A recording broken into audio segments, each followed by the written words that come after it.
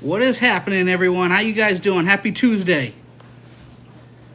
We've got a good show lined up for you guys tonight. We have Bariatric Athletics on tonight, and we have a special guest host tonight, too. So we had to pivot a little bit. The boys aren't going to be on there with me, so we have a little special guest give you guys a little treat. And we haven't done this before, so this is going to be a great collab for BME. And we have an exciting live for you guys. I hope you guys came prepared. I hope you guys brought your questions. We're going to have them, Bariatric Athletics, answering all questions on nutrition and fitness. VSG Bestie, how you doing? Scuba Steve, what's happening, brother? How you doing? Good to see you, man. Let me just get a sip here. You guys staying hydrated? Make sure that you're staying hydrated. Don't forget to take your vitamins. I am rocking the dark chocolates tonight with ProCare Health. If you haven't had these, and these actually aren't on sale right now, I'm sorry. So if you didn't get these before these were sold out for the season, be sure to keep your eyes peeled for these when they do come back out next fall. But ProCare Health, you can grab all your ProCare Health needs on ProCareNow.com. Use code BME for 15% off. So who doesn't love a discount on bariatric vitamins? Because we all know that this lifestyle is not very cheap. Don't forget to check out our sister chat, Talk Bari to Me, every Sunday night at 8 p.m. Eastern, 7 p.m. Central, 6 p.m. Mountain, and 5 p.m. Pacific. That is hosted by our friend and our sister, VSG Bestie. Speaking of VSG Bestie, don't forget that she is hosting the pink carpet at JBY this April 10th through the 12th in St. Louis. Your boys are going to be up on stage presenting. We are also nominated for Best Bariatric Podcast Rockstar, so you don't want to miss that. VSG Bestie is also nominated for that, for Best Bariatric Podcast with Talk Bari to Me. So a little friendly competition between the both of us. But again, so many great people are going to be there. So many great events happening that weekend. We're very excited. We can't wait to meet you all, guys.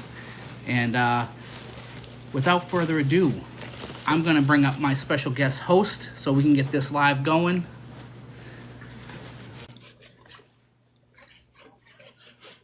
Hey, Selma, how you doing? Look at you! I love the little tie. I was like, let me get all fancy schmancy. Thank you. I gotta get you a... I'm excited. I'm a girl on panel. Oh. You know, if myself Hey, y'all, could welcome. from last year, Right? I've come a long way. Hey, welcome. You have, and I'm proud of you. I'm proud of you because I think we have learned so much doing these shows. We thought we were going to come on here and educate people, but I don't know about you, but I feel like I've learned a lot from my guests and even from the audience. What do you think? Oh, definitely. The community is so big, and we have so many different followers and supporters that make these lives so special. And the platform itself wouldn't grow without everyone in the community. So, being a community-based live, make it more about being a community. That part. And I love that. I love that BME and TBTM can come together to do these types of things. We have an awesome guest coming up tonight. I'm excited. I know the chat is going to have a lot of questions. So if you do have any questions, if you can pair it with an emoji, it'll make it easier for us to see it. Because we're a little short-handed today, but we want to make sure we get your questions answered. So I'll try to jot them down on my end and ask. So please, if you can pair with an alert emoji, that'll be even better. So shout out to everyone in the chat tapping the screen. I think we can do a little better than that. If y'all can share the live too, that would be awesome. Come on. We want 20,000 likes. Minimum. I know you guys can do it. So tap that screen, get arthritis, and then work it all off after the live. There you go. Put your hands in some warm water afterwards. There you go. All right. Did you have your vitamin yet, Char? I did. I did. I had my chewables. I'm waiting on my peaches and cream. I can't wait. I Can't bet wait. it's not alive if I'm not having a bariatric vitamin. I'm So gonna be don't honest mind. with you. I'm kind of sad I didn't order before they went away. Gosh darn it. My mom, she thinks it's real chocolate. So She keeps the wife asked me, she's like, "You have any chocolate?" And she's looking at me as I have the bag of chocolates next to me. I'm like, "These aren't candy." but they're so good. They're so good. Literally, as the young folks say, no cap. Those are delicious. They really are. So if you haven't ordered well, you can't order these, but you can order the peaches and cream. And I have been, I was one of the taste testers for the peaches and cream, and I could vouch that it's very delicious. So make sure you check those out too. I think they're on sale. So grab those while they're available. I'm going to share this live with a few more people because I think we need to get more folks in the building. We have amazing guests tonight, so we got to get more people up in here. If y'all can help us out, share with at least 15 friends, please, and thank you. Hey, Biggie. Hope you're feeling okay. I know you're. He's out in the field today. Oh man, you're actually working today. Got it. I'm actually going to work right after this live. So. Oh my goodness, the Oh, yeah. dedication. The car will have wings as I head into Boston tonight. Well, drive safe. Drive safe. Hey, 447 to fit. Welcome in. Is it bad if I say drive fast, save gas? Probably not the thing I want to say. Y'all don't listen to Tony. Tony says crazy stuff. Hey, Soul Train, welcome in. I didn't know we had someone in the chat named Soul Train, but welcome. Oh man, he's Share. my soul. I'm saying, right? He's rad when you need him. So. Right. Welcome, welcome, welcome. All right. You ready to bring our guests up? I'm ready. Are you guys in the chat ready? Drop some emojis in the chat. Let us know you're ready. Because we need to know. We need to know. And also, if you haven't shared the live, go ahead and share the live. But I'm excited. I've been following these guests already. Because when I asked you, I was like, who's the guest tonight? And I went to go look. I was already following them. So I was like, oh, snap. Because I got to meet them at retreat. Okay. I got to attend one of the seminars that they held, which was awesome, and I got to speak to them off to the side. And we all spoke to them over the weekend, last Thursday, and we got to talk. And just great personalities, lots of energy, so knowledgeable. I'm really excited about this because we don't bring a ton of people up all the time that are content experts on all things bariatric. And I mean, a lot of times we focus on the men in the community and we get their perspective for everything, and that's basically what this live is based off of. And even the dog is excited. He wouldn't be alive if he wasn't barking at me for a treat. I'm telling you, I can't wait till they invent bariatrics for dogs. Listen, that dog is just hungry, Tony. Feed the dog. All right, I'm going to bring them up. All right. Welcome, welcome, welcome. Welcome up, guys. Hello. You see us? Oh. Not quite. We pressed the screen and then hit the. There you are. Hey. Happy Tuesday. I got to remember what day of the week it is. How do you forget Taco Tuesday? I can't forget Taco Tuesday. This is true. Welcome in, y'all. How are you doing? Yeah, we're doing great. Yeah, we're probably going to hit Taco Tuesday after this, so, thanks for the reminder. What's your taco choice? Yeah. They have Hellfire Shrimp Tacos by our house, and they are pretty legit. Okay. Yeah,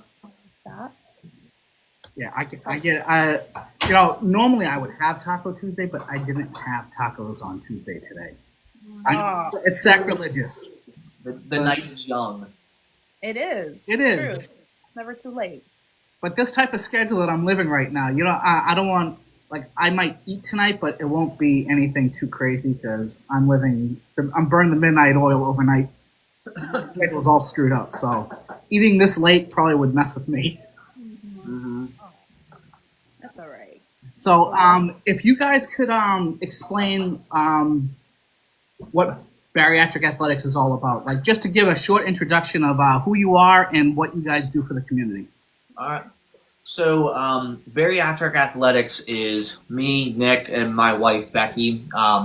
Basically, I work in a bariatric practice. I'm a dietitian there. And I'm also a board-certified sports dietitian. And Becky is a physical therapist with a specialty in strength conditioning and running and endurance sports. And we noticed that there was too many people making the effort to change their lives, but then getting the wrong advice and or then getting injured. And it was just sometimes cost prohibitive to get people the right information. So here we are. We morphed it together like Captain Planet, and there you go. Nice. I love that y'all morphed together and you brought your skills for a common cause. So you guys I'm a Marvel girl, so I'm going to say this was like an Avenger movie. I like that. Yes, exactly. That'll work. So obviously, like we know in this community that there are a ton of people who have had success and they like to share that success. So again, you talk about like people getting, the wrong advice or the wrong approach, because again, there's never any will intent from everyone in the community trying to help each other out. But again, like a lot of like what we learn, everything's a baseline like model that we're given, and all of these baseline models have similarities, but they differ from program to program. So when you walk away from from surgery, you're basically prepared with just a small little map, and you come into this community, and then there's a ton of people with a ton of information in a ton of different ways. They're like, oh, you lose weight this way, you'll have more success doing this. If you're not hitting the gym hard, you're not trying hard enough. So where do you guys come in as far as giving, how do you base your advice or your direction for bariatric patients that come to seek your help? Yeah. We shut up and we listen first because everybody is coming from their own world, their own life, their own history, their own everything. So there's the base of the information, but then there's where does the person fit and how does the information fit with them? So we need to listen to them first and then figure out how appropriate that base information is for them. From there, we can start to get rid of some of that noise because we can figure out, if somebody has 3 jobs every day, we're going to need to focus on simple patterns. If somebody has more time and money and resources, they're going to have some different options available. So what I talk about and what Becky talks about has to mirror their reality, and we don't know their reality unless we listen to them first. Mm-hmm. Yeah, absolutely. I mean, we'll work with people that are coming to us with all different phases of their journey, as well as people that have all different life situations. And both of those things are really important to take into account. With someone who is, only 8 weeks out of surgery and just recently cleared for exercise and still at a very large caloric deficit, like my programming is going to look a lot different than someone who is much farther out at that point. But it also depends on, what activity history you have, your comfortability with exercise. Were you an athlete in college, so you're comfortable in a weight room, or have you not been in a weight room ever in your lifetime? Those are all things that, we're going to look at. And the reality of your schedule, do you have time to actually get to a gym, or do we have to make do with what you have available at home, and what can we recommend you get for a good home setup? Those sorts of things. Yep. For most of us that come into the community, we come from a very sedentary lifestyle. So a lot of us have always come up with an excuse as to why we can't work out, why we don't go to the gym. I don't have time. I don't have a gym at home. Like, do you give them ways that they can, utilize their time, even if they're at home? Like, are there things that they can do at home just to get them started if they're nervous about going to the gym or something? Like, do you set something up where they can't make up an excuse for themselves? Yeah, absolutely. I mean, so number one, it starts with building habits, right? So our number one goal with someone who has a hard time finding either the motivation or the time to make it to the gym or any combination of factors, our number one goal is first to create a habit. So we like to talk about setting a minimum level of acceptable activity for a day. So we tell people, let's think about, in your day, what is the minimum amount of time that you think you can always dedicate to setting aside for exercise? And sometimes that's starting with 5 minutes of just purposeful movement. And when we're working on building that routine, that 5 minutes a day, I don't particularly care exactly what it is, whether it's walking, whether it's seated exercise with some TheraBands at home, whether it's seated kicks, standing up and sitting down in your chair, walking up and down the stairs, going for a walk. Any kind of movement and activity to get started with building the routine is where we like to start. And then we like to progress from there. I always just start with what you can do and then progress and then build. So if you start with 5-minute walks, either because of life, motivation, or that's all that you have the endurance to start with, and that's where we're going to start. And then we're going to progress that to occasionally doing a 7-minute walk and then occasionally doing a 10-minute walk, but keeping that 5-minute walk other times in the day. Or other times in the week. And then also slowly incorporating some of your resistance training, whether that's starting with home workouts, chair exercise, TheraBand, and then, eventually get into the gym, which I'm sure we'll talk about in a little bit here. Okay. There was a question in the chat. How long out should someone be before they consider to start lifting or to start lift? Everyone, you have to be cleared by your surgeon. So that is number one, make sure your surgeon clears you. It's usually roughly around that 6-week mark. 6 weeks is where, we think of tissues healing appropriately at that point. Some people are a little bit longer, especially if you have diabetes or things like that impact your healing. If you have, a more complicated incision, if you have any other reason, sometimes if we pass that 6-week mark, I've also seen surgeons clear people as soon as 2 weeks out of surgery, which I think is too soon to start lifting again, but I've seen it. I don't usually recommend they start still until that 4 to 6 week mark for, safety purposes, but I've seen that. I know you work with the bariatric community. I know some of the questions that come up are there any particular challenges that they should kind of see, or are there any common challenges you see from working hands-on with the bariatric community? Because I could imagine it's a drastic change weight-wise, but also just for your body. It's kind of a shock. I know for me it was. Did you guys have any common things that come up with your bariatric patients challenges-wise? Yeah, I mean, I think in terms of exercise, I'll give the overarching themes, but I will say everyone is completely different. We've had people come to us that have been runners for years and continue running and can do amazing with where they're at. And then we have people who haven't even gone on a walk in quite a while. So some of those themes I see are, fear of arthritic joints, fear of back pain, hip pain, knee pain, those types of things. So starting with movements and activities that can strengthen those areas without flaring them up too much. So sometimes that's starting with, band activities. Sometimes that's starting with exercises with your feet on the ground where you're not bending your knees too much. So maybe band stuff, maybe some a deadlift before a squat is sometimes appropriate for people with some of those knee problems.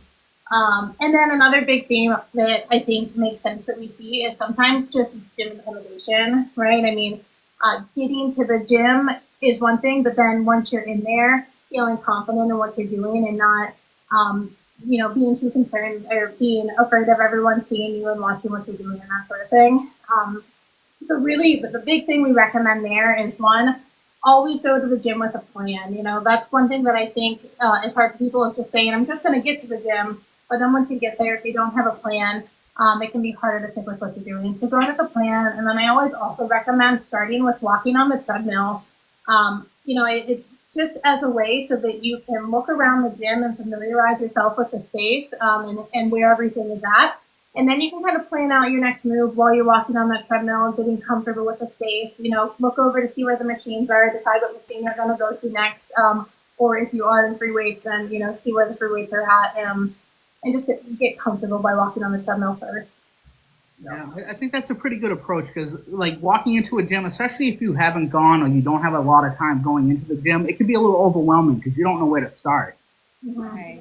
There's because depending on the size of the gym, you go to a Planet Fitness or a Gold Gym or something like that, it can be very overwhelming with all of the machines there. You're not sure how to use them. Do you guys give advice to people who aren't sure about like what to use or what to do? Yeah, definitely. One, I always like to start, of course, sets and reps wise, we're going to start with higher reps but lower weights of an exercise. But in terms of like figuring out what do I even start with, most gyms have machines that cover most of your major muscle groups. So if you hit most of the machines to get started with, you're probably hitting most of those major muscle groups, which is a great start. Most gyms also have their machines laid out in a way that makes sense in the idea of like they probably have their upper body machines grouped together and their lower body machines grouped together. So you can plan out your workouts kind of by the space of where those machines are at. In terms of like what machines you could actually be using, I like to start with using the machines that move more than one joint. They do like your compound movements. So like a chest press, a shoulder press, a row, those are going to use multiple joints. And that's a great place to start because you're covering those major muscle groups and getting your major movements. Also getting set on a machine. While it's not guaranteed that you have perfect form, starting with machines before free weights can just help you ease into the proper form and technique with the machine guiding you. And you can always grab a personal trainer at the gym or the person who's watching the floor and just say, hey, I'm new to this. Could you just make sure I'm setting myself up correctly? And most gyms have someone on the floor that can help you with at least that much. I'll be honest, sometimes I'll scan the little barcode that's on the actual machine, or I'll go on TikTok like while I'm on the leg press and I'm like, how do I put my feet here? So that has helped me, but I love that you said that because I think a lot of people do get intimidated. And I think that with going to the gym, you have to kind of start where you are. For me, I felt like if the cardio machine is what I was comfortable with, that's at least I'm in the gym. And then I started adding things as I went on. Do you think a lot of it has to do with the mindset? And what do you guys do to help your clients with kind of adopting a new mindset and a new outlook at looking at the gym as an ally as opposed to like this scary place? Mm-hmm. Yeah, I mean, so everybody's coming to that gym from a different relationship, different perspective, different history. So sometimes, like the treadmill, great place for somebody to start and get comfortable. Sometimes people aren't ready for the gym, but going on a walk around their block, getting the idea that you can do more than you think, but starting with what you can do and building from it is usually a good place to start, especially if people are a little more timid to it. But there's also then the people who will get really overzealous, and we don't want to see people burn up or go there and be crippled for a week. So you have to walk that line of getting people the confidence to do it, but also not getting them to where they're not doing themselves a service in the long run with activity. So there's always that delicate teeter-totter of balance. Yeah, and I think the other thing I'd add to that was just finding the mindset of the gym and making the gym more your ally. I think a lot of us get intimidated by, we see these videos of people post of other people at gyms doing silly things, and it makes you nervous that someone's going to see me doing something silly at the gym and I'm going to become that next me, and that's scary, right?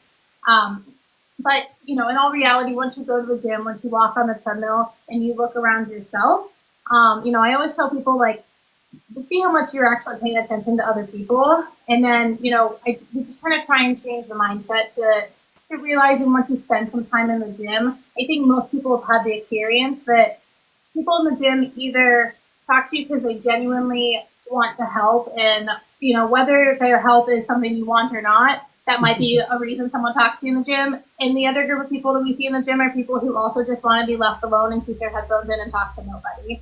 And I think those are, the two kinds of people we mostly see in the gym.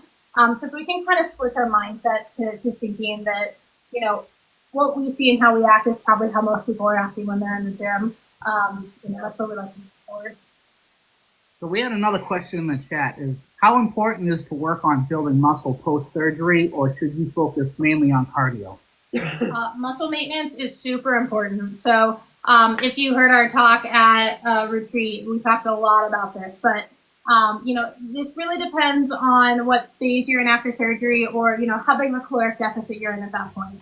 If you're in that initial phase after surgery where you're still in a large caloric deficit and you're losing weight rapidly, muscle maintenance is really the important thing. And so for maintaining muscle, you have to use your muscles, but without overdoing it. So that's where I really like to focus on people staying in that muscular endurance training range, which means that, high rep range, but lower weight. Have a couple reps left in reserve, meaning don't be going to failure. If you're going to failure all the time when you're still in that super significant caloric deficit, you're breaking down more muscle tissue than you have the building blocks to build back up, and you're not getting the benefits from that strength training. That being said, if you're sitting around not using your muscles, you're not going to maintain that muscle mass. So that's kind of that phase. And then as you start to taper down on your caloric deficit, you're not losing weight quite as rapidly. You're maybe a 500 calorie or less deficit. That's when we can start talking about toning muscles and then building muscles. And building is going to look a little bit different, but and everyone kind of has different goals at that point. Some people really want to really put on muscle mass, and some people are happy just kind of toning up the muscle groups. But that maintenance point is really, really crucial and important. And after that, I'd say it's pretty goal dependent, but still maintaining at the very least is important. So you mentioned caloric deficit. Can you explain to everyone what caloric deficit is and how it applies to your nutrition and how how it works as far as compare it with your exercise and fitness goals? Yeah, so I always describe it as money. Okay, your food is your money, and your calories are your dollars. So in this case, our savings account is our body fat. So when we are in a calorie deficit, we're spending more money than we're making, so we're pulling money from our savings account, our body fat, to make up the difference. So after the surgery, when your stomach is tiny, you are eating a lot less calories, aka you're making a lot less money than what your body is spending. So that's where you're getting that body fat being used up to make the difference. The bigger the caloric deficit, the less money you have to work with, aka your body has less food to recover from your workouts, which is why Becky's talking about not making the workouts too hard, because you don't have the building blocks to recover. So as the deficit is bigger, the workouts are less intense, less heavy, because you need more recovery time because of less food. As you get further from surgery and that weight loss is slowing, let's say you were losing 5 to 10 pounds a month, as it's slowing to 1 to 5 pounds a month, that calorie deficit is shrinking, aka you're starting to make more money compared to what you're spending, so you're losing less body fat, but you have less body fat to lose, so you're eating more, so you have more food to help you recover from those workouts. So initially, a big calorie deficit makes the workouts harder to recover, which is why we don't want people going too hard. But as you get further from surgery and you're getting more towards that maintenance phase, depending on what your procedure process is going to be, then you can start to add more workouts and harder because you have more food to recover with. Okay. I know that after surgery, one of the things that kind of stood out to me was just how much of certain things were in my food. Getting familiar with the nutritional facts of the things I was eating was like a wake-up call. You guys do that? You educate your clients on kind of what to look for? Because I had no idea what the fiber was. I had no idea how much sodium I was taking. And do you guys discuss that on your one-on-ones or with your groups? Oh yeah, without our education in our program, we're in the Baltimore area with MedStar. We have 6 virtual classes that people go to, and they see me a minimum of 2 times. I prefer if they see me all the time because we get to spend more time with them. But If they're not familiar with label reading and they need to be watching for things like sodium or fiber or saturated fat, we'll cover all of those things with them. But if they're already familiar with label reading and things, we won't dive as deep into it because we're going to target the other things that they need more help on. A lot of our education is based around helping people get really consistent at their daily meal patterns so that they get so good at it, they don't have to think about it as much. They can put more of their effort into their workouts or their family or other life goals too. We got another question in the chat, and I don't want to come off of this because there's more. I think there's more stuff we want to talk about as far as nutrition. But the nutrition post surgery, does the person's size matter on what you should eat and how much they should eat? Yeah. So let's take my patient who's 5 foot tall and my patient who's 6'5".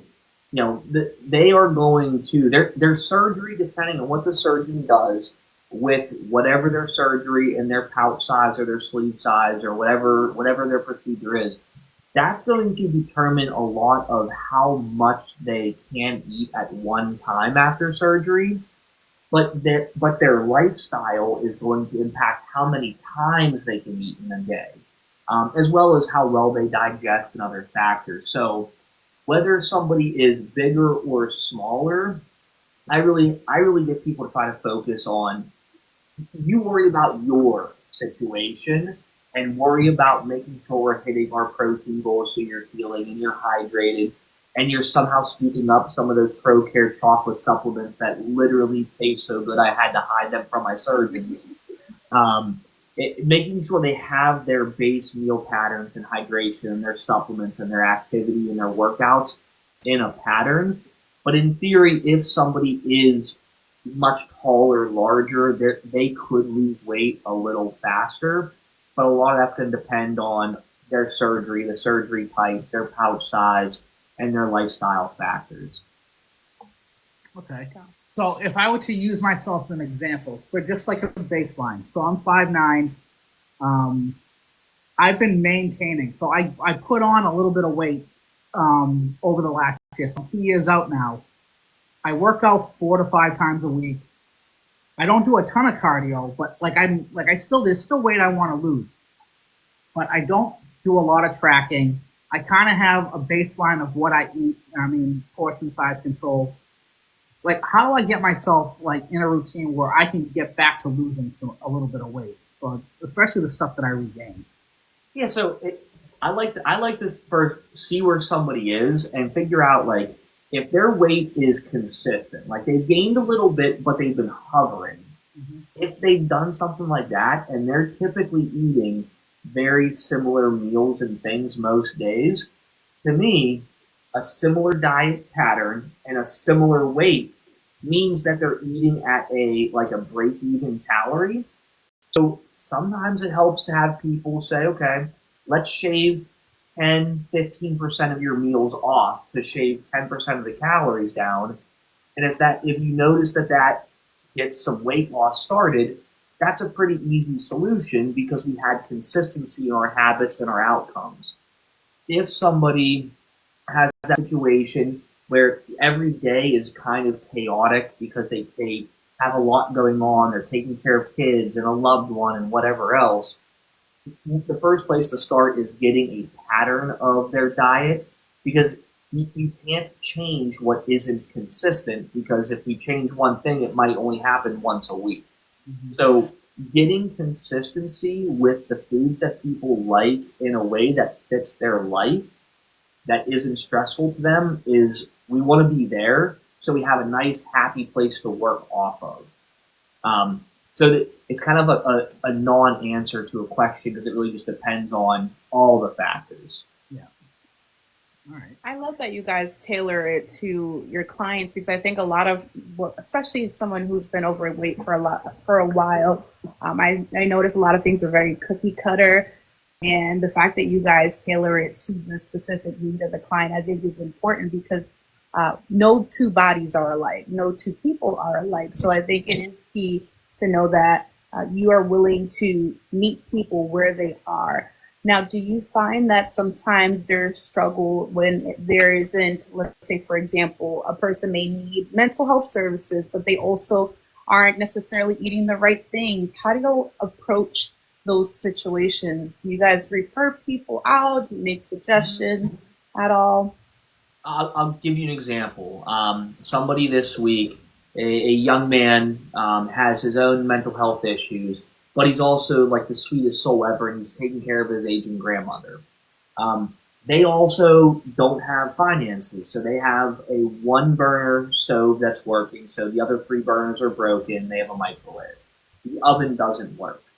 So, a fixed budget, limited cooking options. He's doing the hard work. He's already in the mental health side. He's doing the hard work, which is the mental health. So my job is then, what does your grandma want to eat? Because you have to be able to cook one thing for the both of you because there's only so much money to go around. And how do we make it in a skillet? And we have a microwave. So this week's idea really focused on one skillet meals that he can get leftovers out of for him and his grandma, but on like the cheapest budget we could get. So, he shops at Aldi, gold mine. He has a wok, big cooking potential with big surface areas. So we're able to come up with solutions to make like one pot kind of meals for him that would give them multiple meals that can be used in multiple ways. So he had the hard part covered with the mental health. I covered the cooking and finance side of it so that he can kind of make some decisions and tailor things for himself.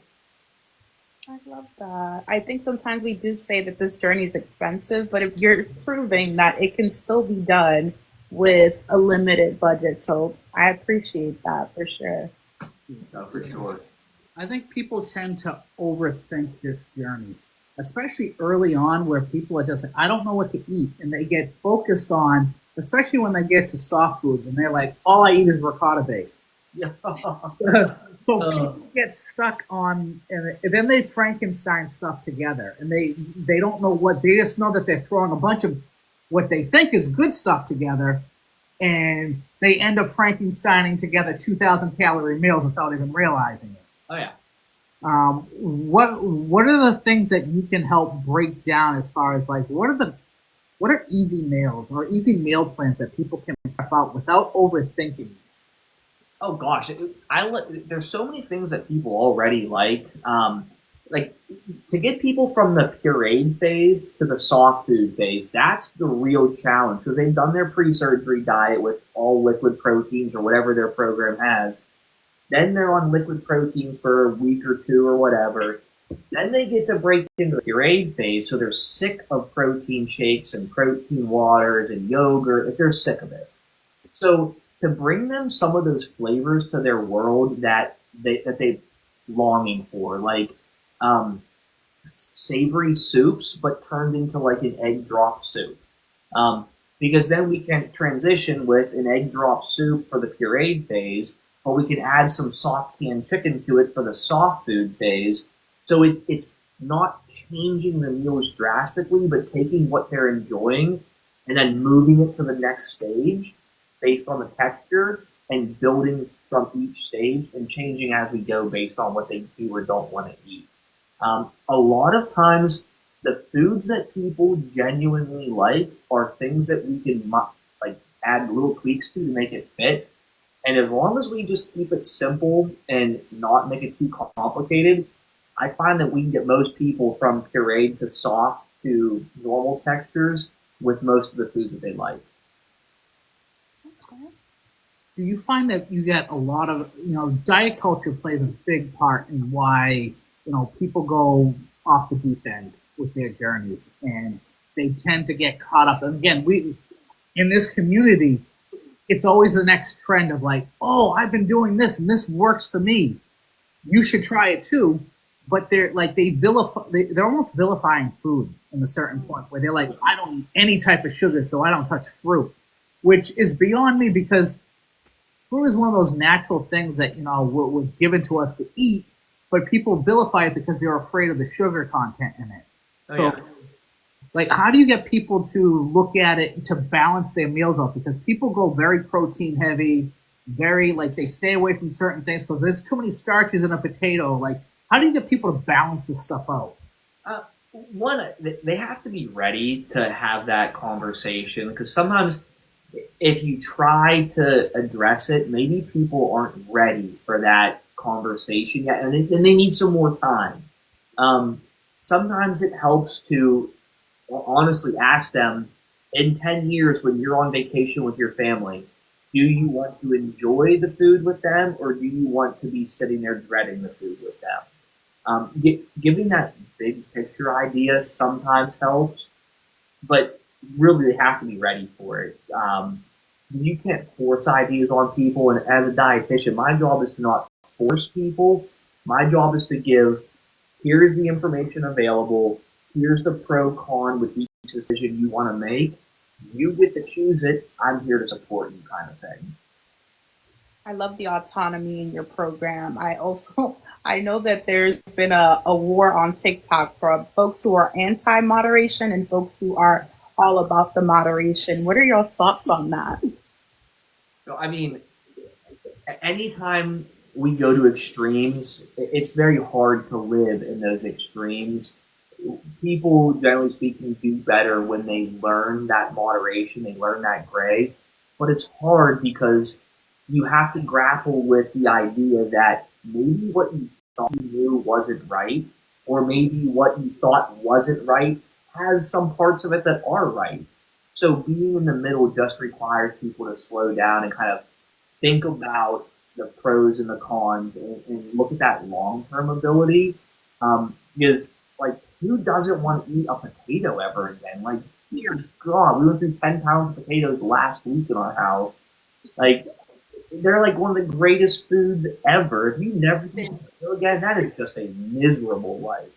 So we got to just help people find that middle ground that they're comfortable with.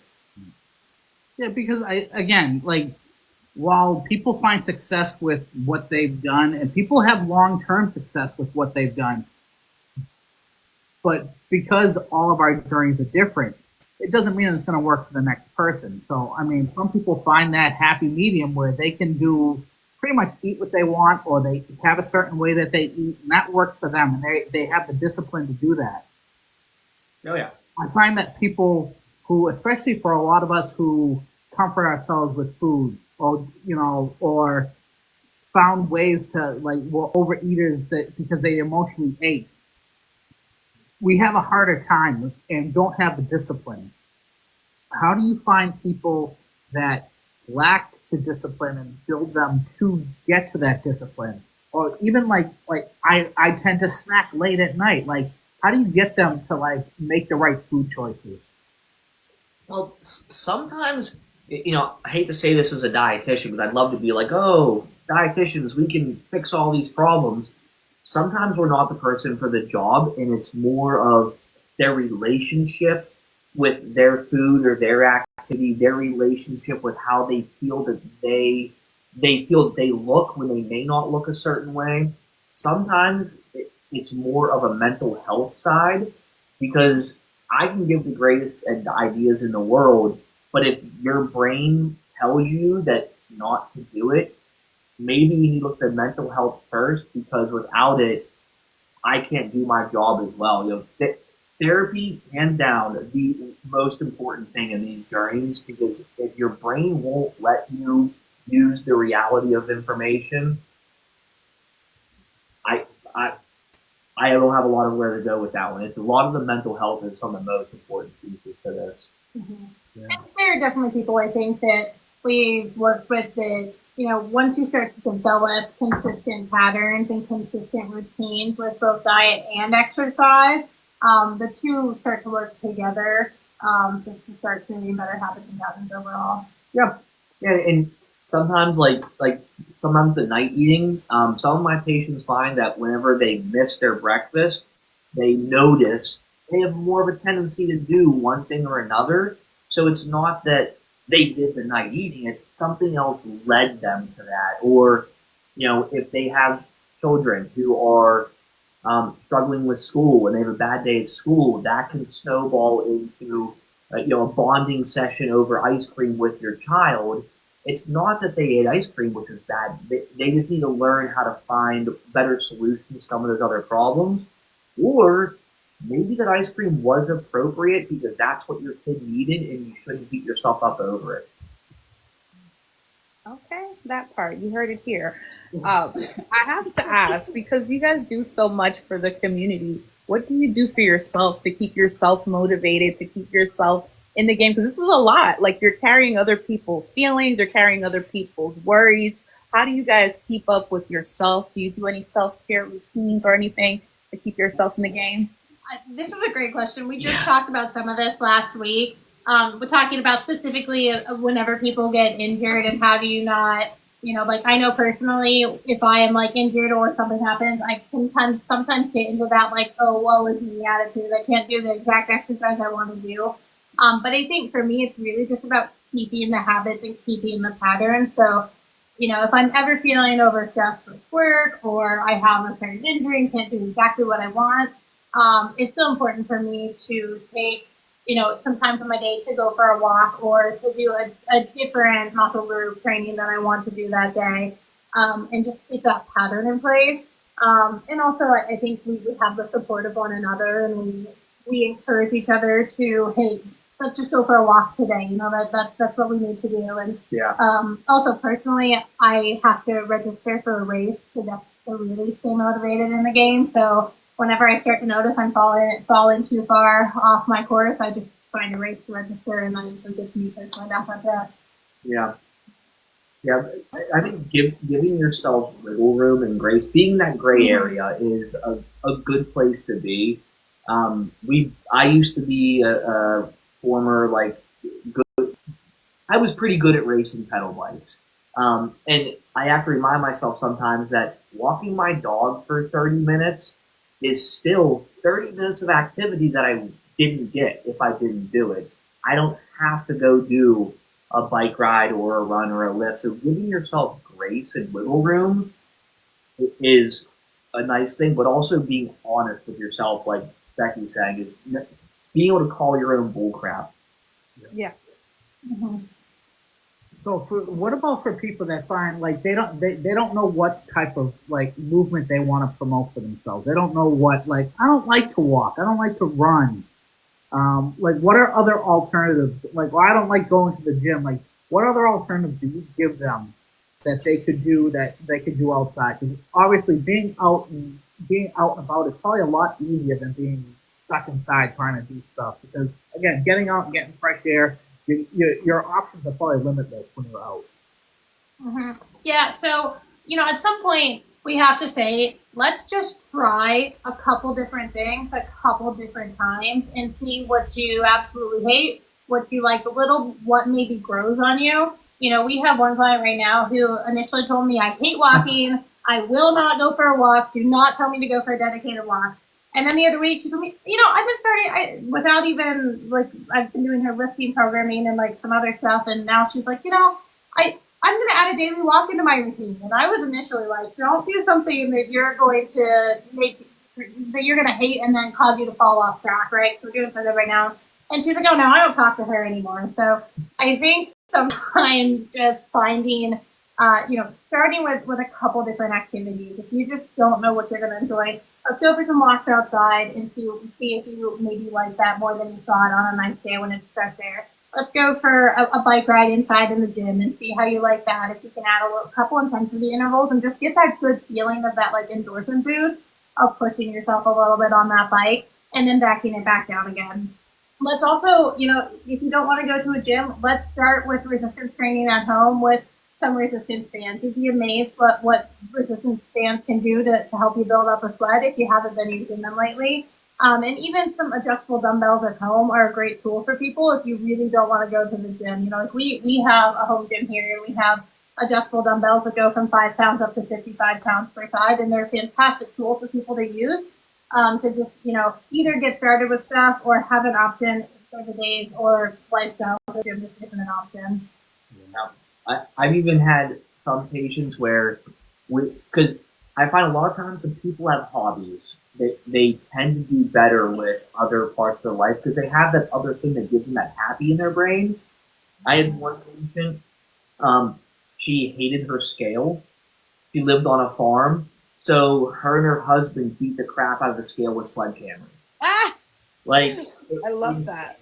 another patient, she would visit her mom in a nursing home, so she started to knit her mom and the residents like little hats and scarves and things like that, and it gave her like a piece of enjoyment in their day that helped the food not be as powerful. So sometimes a hobby that just gives you a happy boost in your brain can be a huge deal.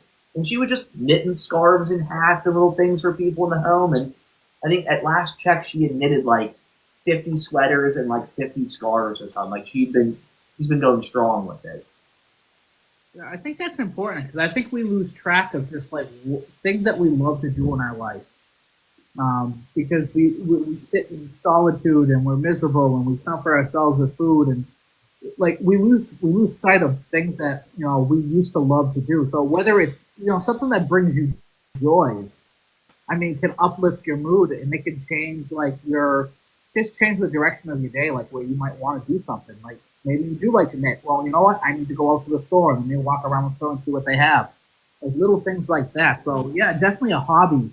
I know that I think it's also a way to explore, right? Because sometimes you don't know what you don't know. So if you haven't tried something, then maybe you're missing out on an opportunity to find out that maybe you are really good at knitting. Maybe you are an amazing rock climber. Maybe it's like, unless you put yourself out there, you're going to miss out on opportunities to explore. And especially, I know a lot of us are not celebrating with food anymore. I'm not saying I haven't celebrated with food, but we want to celebrate our surgiversaries and things like that. Maybe that's a great way to celebrate your surgiversary. Maybe sign up for a race, which I actually wanted to ask. I know we're coming down to the hour, but where do people find these races? Because I've seen the turkey trot and I found it super late. Where do we find this stuff? Honestly, all over. If you just Google like 5K near me, you're going to come up with a million different races. If you want something that is like a certified race that's going to be a little bit more professionally done, go to like findmyhalfmarathon.net or something like that, Half Marathon Finder. And they're going to be Roadrunner Club of America certified courses. But, sometimes it's nice to just do your local 5K. That's by a local organization. Those are also generally pretty nice groups. Most areas of the country also have local running clubs, so things like that are also nice to find. Most local running clubs have run walk groups, they have walking groups, they have local race meetups, that sort of thing. Yep. Speaking of stuff like that, and I'm going to promote this because I haven't actually put out a post yet. But last year I did a walk at Fenway Park, and it was a walk. You basically walk the steps of Fenway Park for charity to help homelessness in Boston. So I actually have that coming up, and you're basically going to walk all the steps to Fenway Park. You do a couple laps around. It's like over 2,100 steps. So, it was a beautiful day. We had people out from the bariatric community that came out and joined me along with my family. So keep an eye out for that. If that's something, especially if you're local to Boston, it's something that you guys can come out to do. I am putting together a team. And, while you're doing something great for, the community in Boston, you're also promoting, movement for yourself. So guys, keep an eye out for that. I love that. I love that. And how can folks who may be interested in connecting with you guys, how can they find you? Where are you guys located? You can find us on Instagram at Bariatric Athletics. You can contact us via our website or email. It's a little bit long, but our website is weightsandplateendurance.com. Oh my God, that's a mouthful. No, I'm just kidding. Yeah, I know. Our email is just info@weightsandplateendurance.com. But if you find us on Instagram at Bariatric Athletics, you can DM us and we can, connect that way or schedule a call or, we always put to kind of move people to jump on a call with us and we can actually talk to people a little bit more. But yeah, and then the other way to work with Nick, starting in April. So I am going to be joining forces with No Diet Dietitian. They're out of Vermont. So I'll be joining forces with them. So I'll be able to take like all the major insurances, I can take people from all these different states, which opens up more possibilities for me. So it's, if you look at No Diet Dietitian, I'll be with them mid-April. So yeah. That's awesome. That's awesome.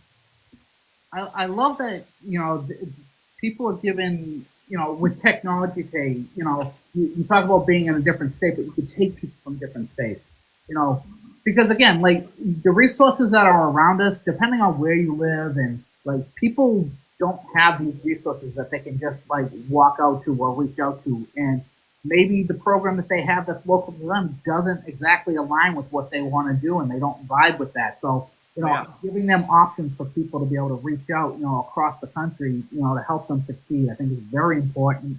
And I love what you guys are doing. And, whatever we can do to help you guys, between both of our platforms, we'd love to be able to share whatever info. If you guys want to grow on TikTok, let us know. We'll make sure that your posts go out and make sure we share that stuff with you guys. Well, thank you. We appreciate that. Yeah, we get some cooking demos for the Bari Meal Experience. Get some virtual cooking demos.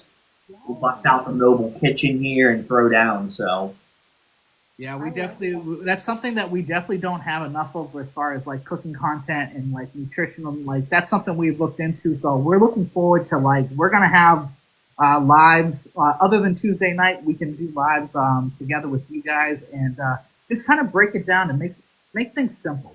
Oh, yeah. This bariatric journey, I think we overthink it and we make it very difficult for ourselves. And the most basic things can make us successful. And I worked in restaurants, tending bar, and cooking forever. So I like to bring those tricks from the kitchen and be like, this is what really happens in the real world. Here's how fast and simple this meal really is, because that just makes people's lives easier. You should. I'm not here to wow people with expensive ingredients and flames. You're cooking for your family. You just want to get the food on the table, man. Yeah, I mean, a lot of us, we have a lot of lives. A lot of us have our lives go on. We come home and, it's been a long day at work and you just came back from the gym and now you got to prepare, for a meal for a family. And you're like, I don't have a lot of time to do this stuff. So people are just like, I don't have time to make it. We make excuses just to grab the fast food. Yeah, I got all the tricks for you. That's I awesome. love that because I don't know that I'll ever not like food. And I've heard people say, don't worry about the flavor, just eat for the nutritional facts. And I'm like, what? I like flavor. So I know that the fact that you said that you can still incorporate the flavors and all the different techniques and still eat healthy, I think that's a beautiful thing. And I love that you guys are this duo because you incorporate the physical aspect of it and then the nutritional aspect, because I think a lot of people don't realize this is going to sound extremely wrong, but it's what you put in your mouth that can create chaos for you, even from a health standpoint. I know we've only got 2 minutes here, but if you guys could leave any kind of words of wisdom for a Bari or a future Bari or our GLP-1 friends in the chat, why is it important to connect with a dietitian and someone who can help them with their physical activity on this journey? I mean, I can change my oil in my car, but I'd rather put that time into something else, and I'll let my mechanic friends do the work that they're good at, that they love to do. Give yourself an easier time with something and ask somebody who's an expert in that topic for the help, because it's just easier to get the help you need so you can get on to the fun parts of your life and not stress. Mm-hmm. And in terms of activity, knowing that you're doing things safely, I think is really the big thing for people. Are you safely getting into stuff so you're not going to overdo it and not have that muscle maintenance we're looking for? And are you, hopefully not going to get injured along the way or mitigate some of those things are really, I think, the big reasons to reach out to someone for activity guidance. That's awesome. So I honestly, I really like to thank you guys for coming on tonight. I really was looking forward to this because again, we don't have a ton of experts that come up. We highlight a lot of men's journeys, but to get the experts that come in and to help us, I think it's something that we really want to focus on this year. And we look forward to more lives with you guys and more especially the cooking aspect. I think that's something that I'll enjoy because I love to cook. And I think it's something that, we can give to the community together. just to help make things easier for us and to, try to help not overcomplicate this journey for ourselves. Oh yeah, especially with grilling season coming, there's so many things we can cook, and I get to eat it afterwards, so I'm stoked for it. That's great. Jar, any last thoughts? No, I just want to say thank you to you both. You guys are doing an amazing job. I realize that in the algorithm, a lot of people get lost, but you guys have amazing content, and I'll be definitely diving deep into the content. So I can't wait to see what else you guys have. Unfortunately, the weight loss content sometimes gets lost in the sauce as of recently, but definitely make sure you follow Bariatric Athletics. They will get you right. They will set you up for success. A lot of this journey is showing up for yourself, and then the right people will work with you. So in order for you to see the success you want, you have to first take the first step, reach out, ask for help. And as a stubborn Taurus, sometimes that's hard. Tony knows. Yes. So get over yourself and get the help. There are people here willing to help you. So make sure you connect with Bariatric Athletics. Perfect. Absolutely. Well, it was great talking with you all tonight. Yep. Any questions, let us know. Oh, definitely. We'll reach out. Thank you very much again. Absolutely. Welcome. All right. Have a good night, guys. Thanks, you Thank Jar, thank you for coming up. I appreciate you last minute pivoting for us to help us out. Anytime. I like to throw on ties, I realize. See, we'll have to make this a regular thing then. Thank you for having me. I know you have to close out, but everyone in the chat, we appreciate you. And I will let Tony do his thing. All right. Thank you. Bye. Bobby, the hair was herring tonight, huh? See? She made up for it for me. All I have is a hat. But thank you guys for coming out. Thank you for everyone that had a question. The chat was lively. I appreciate you guys being so engaged and everything. The conversation's great. And we look forward to seeing you guys next week, where we have Fadeaway Ryan. He's going to join us for a chat to talk about mental health. And that will help close out March for us, I believe. Oh, wait a minute. That's not next week. That's 2 weeks. So next week, I don't even know at this point. I am burning the midnight oil. As you can see, the eyes have bags under them. I need to get off to work. But thank you guys for joining us. Shar, thank you for joining us. Bariatric Athletics, thank you for joining us. And thank you guys for joining us. I will see you guys next week, and we'll have something to talk about. So again, that's my Barry Mill experience. Have a good night, guys.